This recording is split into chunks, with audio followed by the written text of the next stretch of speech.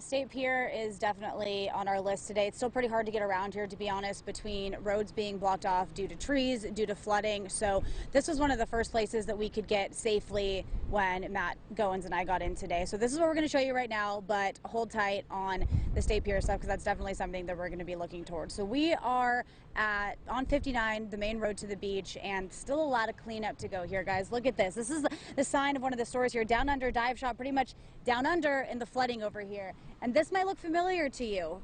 Looks like the side streets we were showing you yesterday when it comes to the flooding over here, those side streets going west off of 59 to Little Lagoon. And now if we keep walking this way, this is 59, what we're looking at straight down here, and it is still flooded. It's gotten a lot better though, I have to say, in the last hour or so. You can see if we can actually go a little bit towards the middle of the road where we see this debris over here.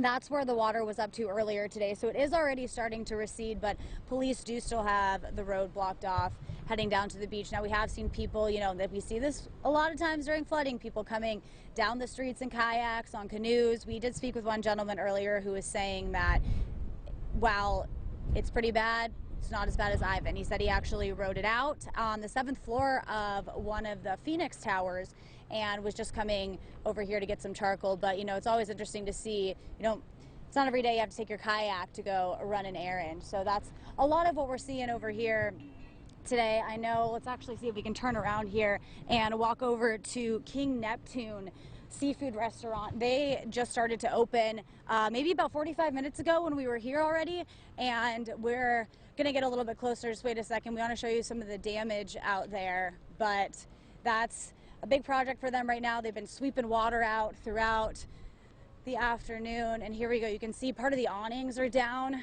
over here. Really nice family over here, by the way. We were chatting with them earlier. So obviously a lot of work to do here, but they're already back at it. Thankfully they were able to get here. Flooding didn't stop them from getting over here, but this is definitely a big cleanup project moving forward. Now, aside from all of this flooding, I do want to tell you guys about what the drive was like down here. So I drove down here from Daphne, taking 104 to 59. 104 was rough. There were trees everywhere. There were so many points where we were kind of pulling over all the way into the shoulder because we didn't know who was coming on the other side. 3/4 of the road completely blocked off. And then as we got to 59, it was actually worse north of Foley. Not exactly what we were expecting given the landfall south, but it was pretty bad between Robertsdale and Foley. Power lines, not just down, guys, they were just absolutely snapped. Some of them were tangled up in billboards. There were actually 3 light poles that we saw nearing Foley just on the street, and a lot of officers, they're just trying to direct traffic around that. So just kind of another thing. I know we've been saying this a lot, but law enforcement really wanting people to still stay at home if you don't have to be out on the roads, because they are rough out there, whether it's due to flooding or due to the trees being down.